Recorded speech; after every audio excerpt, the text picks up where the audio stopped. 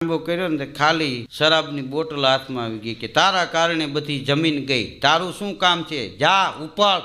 બારીએ જ કર્યો ઘા, બોટલ ગઈ બરણાટી મારી. બીજી પકડી, તારા કારણે મકાન વેચાઈ ગયા, તારું શું કામ છે, જા, એનોય ઘા કર્યો. ત્રીજી બોટલ પકડી, તારા કારણે ઇજ્જત આબરૂ ગઈ, જા. ચોથી બોટલ પકડી, તારા કારણે ઘરનાય વૈયા ગયા, તારું શું કામ છે, જા. આમ હાથ લાંબો કર્યો ને પાંચમી બોટલ લીધી તો અડધી ભરેલી. તારો શું વાંક છે?